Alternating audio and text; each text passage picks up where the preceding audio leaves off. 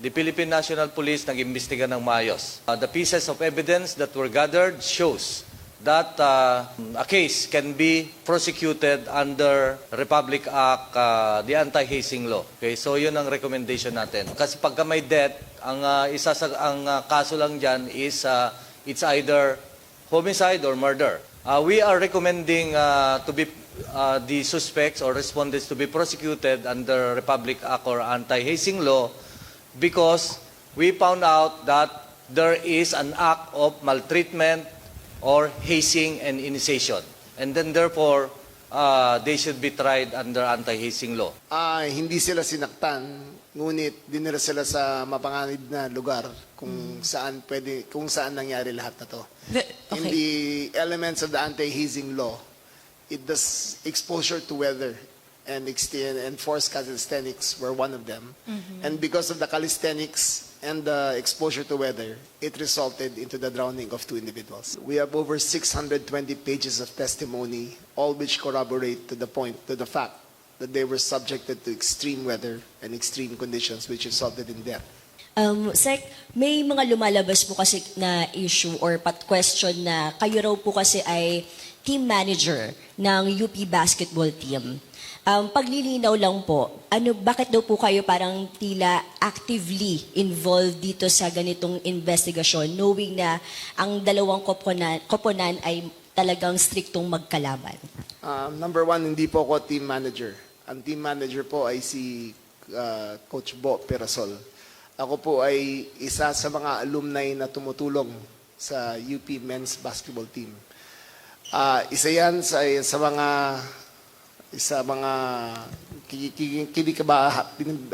na bahagi ako na organisasyon sa UP Men's, pero as a sponsor. Pagdating dito po, hindi ko po ginagawa to dahil ako'y taga-UP. Ginagawa ko po dito dahil ako'y kalihim ng interior at local government. It is part of my duty to make sure that justice is done. UP has nothing to do with this. Okay. And to make clear, I am also an alumnus of Ateneo de Manila. I graduated high school there. My son graduated 2026. And also alumnus of De La Salle University for my grade school education. So, kasama ako sa lahat yan. Okay, second question po. Aside from the anti-hazing, nabanggit po before na plano din kasuhan ng homicide. Ano na po yung nangyari doon? Natuloy po ba yun or anti-hazing act na lang po yung final natin today? Thank you. Right now, the recommendation by the CIDG is to conduct preliminary investigation for a violation of the Anti-Hazing Act. But this is still subject to such other offenses as the DOJ may find applicable and warranted under the circumstances. So hindi pa rin naman binibitawan yung posibilidad na ang ma-file sa kanila ay homicide. Ito lang yung nakita ng CIDG base sa evidence na nakalap nila. Pero ultimately, ang nagpa-file naman ng kaso sa korte ay ang DOJ, ang kanilang prosecution arm. So malalaman natin kung ano yung magiging evaluation ng DOJ. But definitely, hindi pa off the table yung homicide as an offense. Okay. Marie Zumali of GMA. Just a joiner, kasama po ako sa investigation. At bago po ako umupo, sinasabi ko clearly, for the record, at naka-record po ito sa transcripts, at nakalagay po sa video, na for the record, pinakilala ko sarili ko, anong posisyon ko, at sinabi ko na ako ay involved sa UP men's basketball team. So in full knowledge ang lahat ng mga na-interview at in full knowledge tinanggap naman nila ang aking statement at nagsalita sila pagkatapos. So hindi ko tinago yung katotohanan na yan. Ngunit sinabi ko sa lahat, we did 60 interviews, 60 respondents, 320 hours of interviews, 2 weeks of continuous, and I think 68 lawyers were present continuously during the interviews of all those participants. And I informed everyone of my participation in UP, and none of them objected. Hi, sir. Good morning. Before I ask my question, let me just clarify, sir. So in your recommendation, the homicide case is not part of the charges that you're recommending to the prosecutor's office. Hindi po kasama. It's just anti-hazing. You're saying kasi na it's not yet out of the table or off the table, but meaning in your recommendation, hindi kasama yung homicide. In the conduct of investigation, of course, una-una muna, nakikiramay tayo sa pagkamatay ng dalawa, lalong-lalo na sa mga kaanak na actually nilibing na the other day o kahapon. Of course, so this is a action of the Philippine National Police such that, katulad ng sinabi ng ating SILG, so that justice be done. Okay. The police had been active in the investigation such that almost 20 days and a lot of resources had been poured into this activity, especially the investigation. No? In fact, the provincial director of Aurora Province was relieved immediately after making statement and or concluding already that there's no cover-up or there's no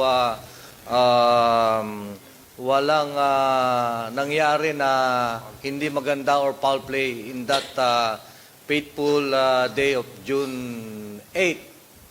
Okay? Dapat inimbestigahan lahat. Okay? Whether there were negligence on the part of who planned or who participated in those activities. So, this is now the result of this investigation. So, we have a thorough investigation.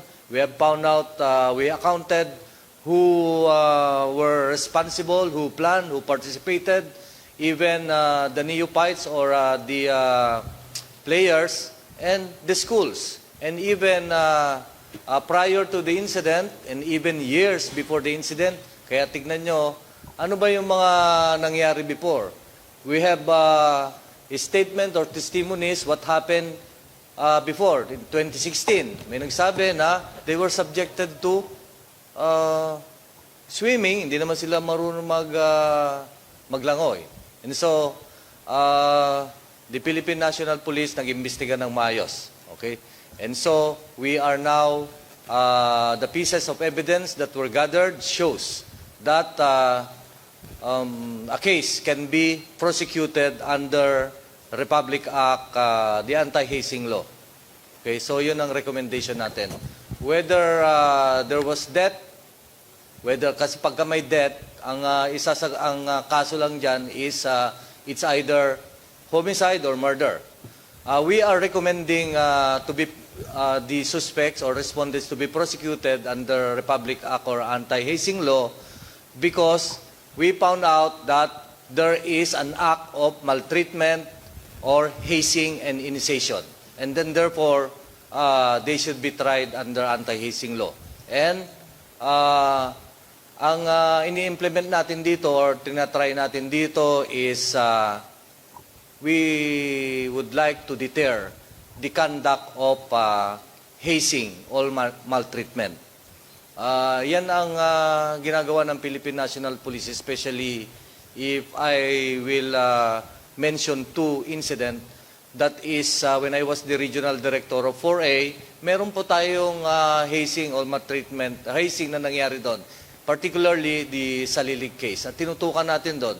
Even our SILG was the governor of Cavite then. Okay? Napakalaki ng tulong ng local government noon. Lalong-lalo na in finding the cadaver or corpus delicti nung insidente na yon. And we have fully accounted those culprits at actually been convicted. So matter of 2 years for your information, sir. And recently, last third quarter of last year or last quarter of last year, 2025, another fraternity ay nagkandak na naman ng hazing. Sir, At na-solve natin yon. And the difference between this, no, the hazing, the usual, nagpapadel, yung minention ko rin dalawa. This one is may namatay but they were drowned. drowned. But the They- reason yeah, there yeah, okay, go ahead, is they endangered the life of these students. So, sir, Yes, just a yes. clarification. So, dun sa mga activities po na nangyari, malinaw na hindi naman sila sinaktan. They were just subjected to harsh conditions and Yes. yung psychological activities that contributed to the drowning. Hindi sila sinaktan, ngunit dinala sila sa mapanganib na lugar kung saan nangyari lahat na to. In Okay. the elements of the anti-hazing law, it does exposure to weather and forced calisthenics were one of them. And because of the calisthenics and the exposure to weather, it resulted into the drowning of two individuals. Because some lawyers, Secretary, are saying that it may be difficult to prove that merely subjecting someone to harsh conditions or weather conditions constitute a violation of the Anti-Hazing Act. So how confident are you that the evidence that you've gathered or by the CIDG is sufficient to establish that the element of the offense was really committed and that you will be able to secure a conviction for those charged? Number one, we have over 620 pages of testimony, all which corroborate to the fact that they were subjected to extreme weather and extreme conditions which resulted in death. That's number one. Number two, it is only the recommendation of the CIDG as the complainant of this case, but the final arbiter of what they will be charged with will be the Department of Justice. This is just our recommendation. Sir, matanong ko lang, kasi in your previous statement, you noted some inconsistencies in the accounts.